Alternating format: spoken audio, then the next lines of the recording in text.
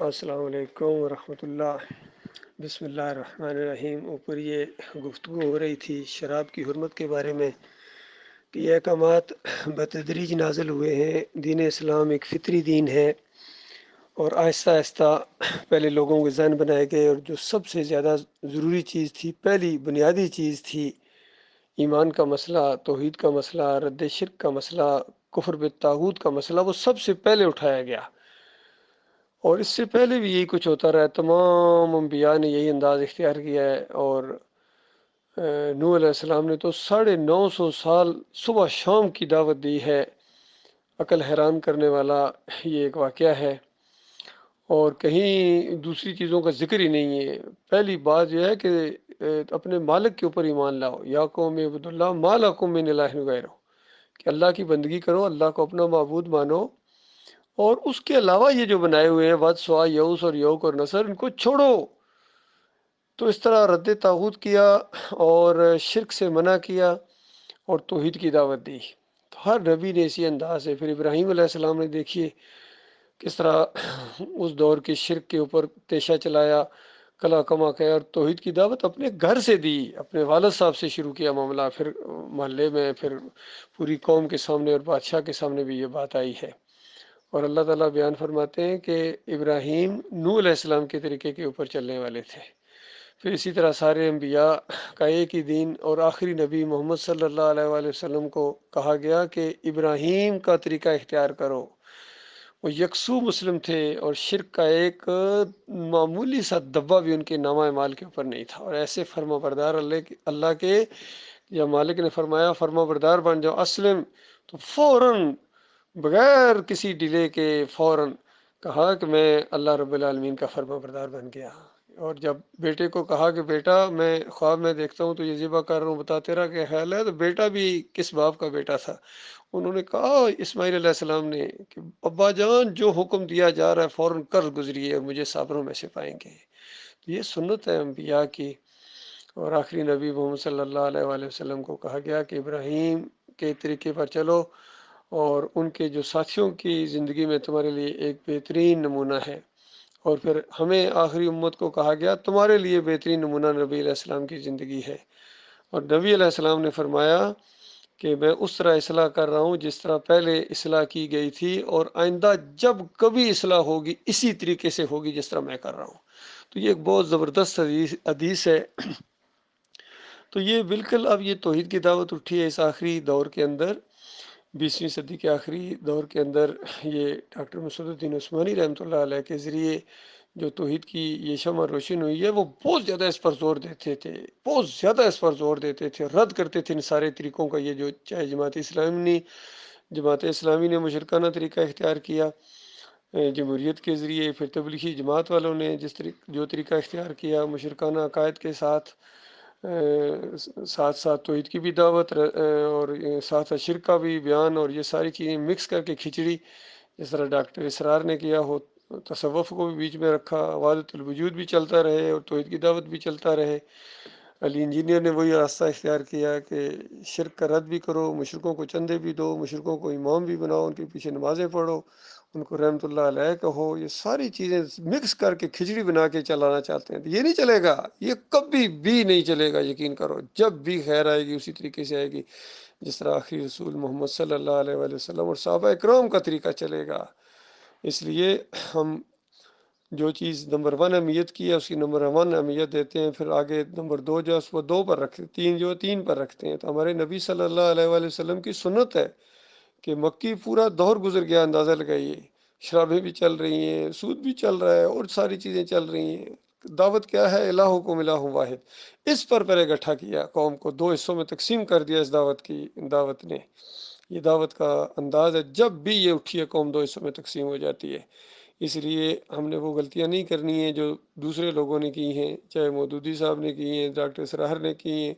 یا یہ مسلک پرست کر رہے ہیں بریلوی، دیوبندی، اہل حدیث، سلفی، جتنے بھی ہیں، قادیانی، شیعہ، سب اس راستے کے اوپر، اس دین کے اوپر اب کوئی بھی نہیں ہے جو محمد صلی اللہ علیہ وآلہ وسلم کا دین تھا۔ یہی مشرکین مکہ کو بتایا گیا تھا کہ بے ایمانو، تم ابراہیم علیہ السلام کے ساتھ اپنے آپ کو نسبت جوڑتے ہو، تمہارا ان سے کیا تعلق ہے؟ وہ تو یکسو مسلم تھے اور تم یک رخ مشرق ہو۔ بالکل یہی آج ان کو ہم نے کہنا ہے کہ تمہیں کیا حق پہنچتا ہے کہ محمد صلی اللہ علیہ وآلہ وسلم کا تم نام لو۔ وہ تو یکسو مسلم تھے، وہ بریلوی نہیں تھے، وہ دیوبندی نہیں تھے، وہ اہل حدیث نہیں تھے، سلفی نہیں تھے، صوفی نہیں تھے، وہ مولوی نہیں تھے، پیر نہیں تھے، فریبکار سیاستدان جس طرح آج کے ان کی طرح نہیں تھے۔ وہ بہت ہی زبردست انسان تھے، اللہ تعالیٰ نے ان کو چنا تھا،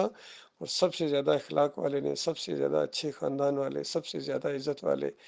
اور سمجھدار اور خیر خواہ انسان نے جب یہ مسئلہ ہے کہ لوگوں مالک تمہارا ایک ہے، اس کے ساتھ شریک نہیں کرنا ہے، تو پھر کیسی کھلبلی مچی تھی مکہ کے اندر۔ بالکل کھول کھول کے بیان کیا گیا تھا کہ تم اور تمہارے یہ سارے معبود جتنے ہیں، انکم وما تعبدون من دون اللہ حسب و جہنم انتم لہا واردون، یہ سارے کے سارے جن کو تم پوجتے ہو، ساری مورتیاں، یہ ساری تصویریں، یہ سارے جو بھی تمہارے گنبد ہیں، تمہاری تصویریں ہیں، سارے کے سارے جہنم کی آگ کا ایندھن بنیں گے، اس وقت تمہارے دل کے الو کو اور تیز کریں گے۔ اور دوسری جگہ مالک فرماتا ہے اگر یہ الہ ہوتے تو یہ کیوں جہنم میں جاتے؟ الہ کو تو نہیں جانا چاہیے، اور اللہ کے علاوہ کوئی الہ نہیں ہے۔ یہ بھی نقطہ بڑا قابل غور ہے، کیونکہ جو اللہ کے علاوہ کوئی الہ ہوتا، کہیں مالک فرماتا ہے پھر تو عرش تک پہنچتا، مقابلہ کرتا کہ جب الہ ہے کوئی نہیں ہے۔ پھر دوسری جگہ مالک فرماتا ہے کہ یہ اگر الہ ہوتے تو جہنم میں کیوں جاتے بتاؤ؟ تمہارے کافرین، تمہارے بڑے بڑے بادشاہ، تمہارے بڑے بڑے فلاسفر، تمہارے بڑے بڑے جتنے یہ سسٹم ہے، جو چیز بھی ہے انسانوں میں سے ہے یا جنوں میں سے ہے یا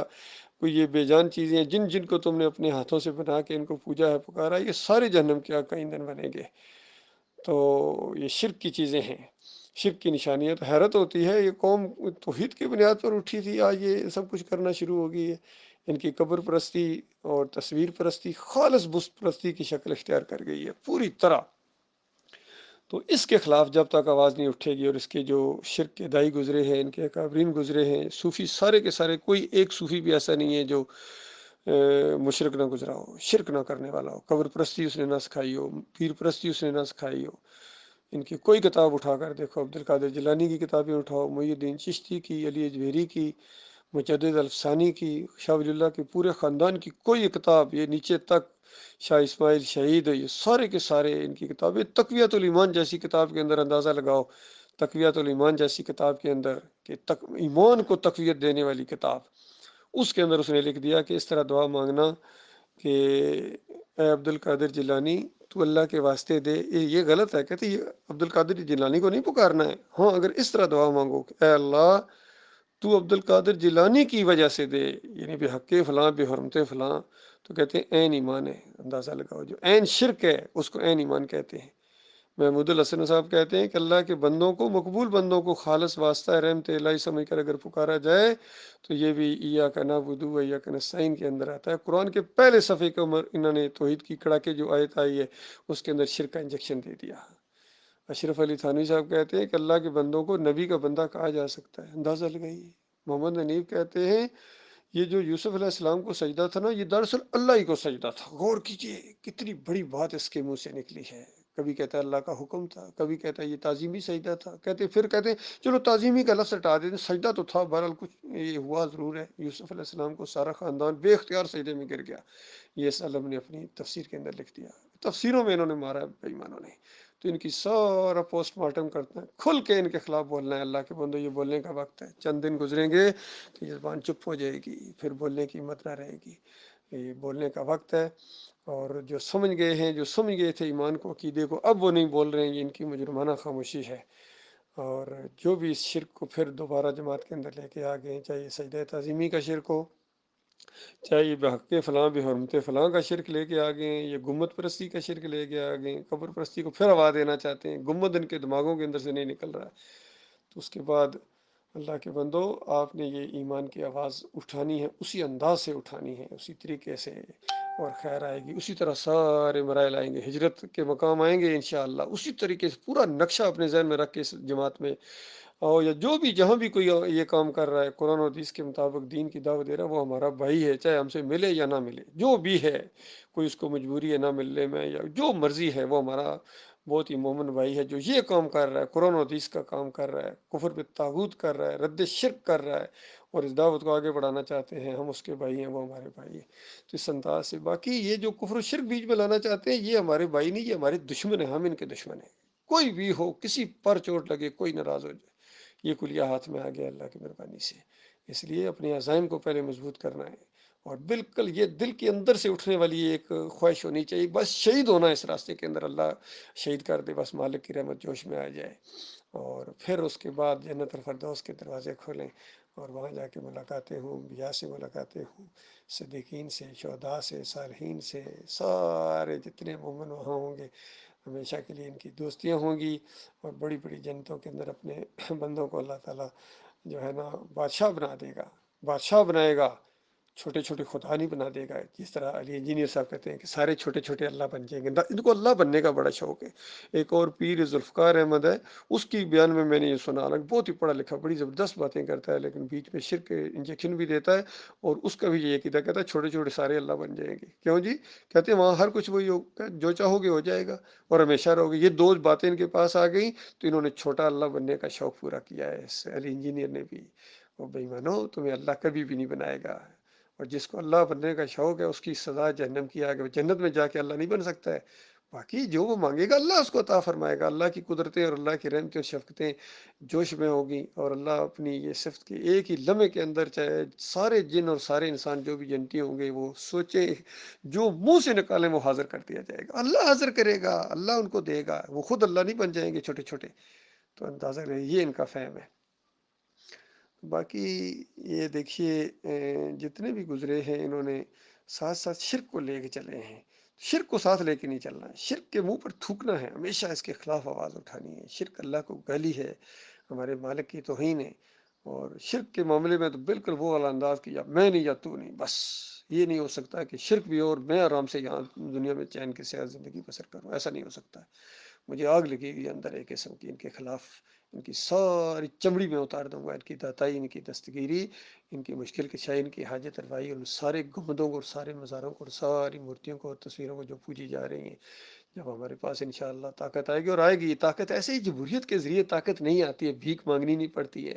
یہ تو وہ ماحول بنتا ہے، ہجرت ہوتی ہے، اور اس کے بعد دو قومیں کھل کے سامنے آتی ہیں، آپس میں ٹکراتی ہیں، اور پھر بینرز کے اندر بینرز اور آنکھوں کے آنکھیں ڈال کے بالکل موت کے آنکھوں میں ڈال کے اس کے بعد مسکرایا جاتا ہے، اس طرح یہ آتا ہے۔ پھر اس کے بعد یہ نوک سنگین سے یہ تاج ہے اسلام کا، یہ پہنایا جاتا ہے، اسلام کے ماننے والے اس کو لے کے آتے ہیں، باقی یہ بھیک مانگنے سے نہیں آتا ہے، کچکول لے کے یہ جاتے ہیں، اور جو کچکول میں بھیک اس کو مل جائے یہ خوشیاں مناتے ہیں، کبھی سعودی عرب جاتے ہیں، کبھی چائنا جاتے ہیں، کبھی امریکہ، تو پکے ان کے وہ ان کو جو بھیک دینے والے ہیں، کبھی ان کے کچکول میں تھوک دیتے ہیں، کبھی دھکا دیتے ہیں ان کو، پھر بھی جا کے انہیں کی بھیک مانگتے ہیں۔ اصل میں شرک انسان کو بے غیرت کر دیتا ہے، بے حیا کر دیتا ہے، ان کو شرم نہیں آتی ہے۔ حتیٰ کہ عمران خان جیسا غیرتی آدمی بھی اس نے کہا تھا میں مر جاؤں گا لیکن کسی کو لے کے نہیں جاؤں گا، جیسا اقتدار ملا پھر کسی کو لے کے چلا گیا، حالانکہ بے شمار دوسرے طریقے موجود تھے۔ تو یہ ہوتا ہے جب دماغوں میں شرک ہو، یا مزاروں کے سامنے سجدے کرو گے، پیر صاحب کی پنڈلیاں دباؤ گے، جنتی دروازوں سے، جہنمی دروازے سے گزرو گے، تو پھر اس کے بعد وہ غیرت کہاں جو ایمان لاتا ہے۔ اللہ تعالیٰ غور و فکر کرنے کی توفیق عطا فرمائے۔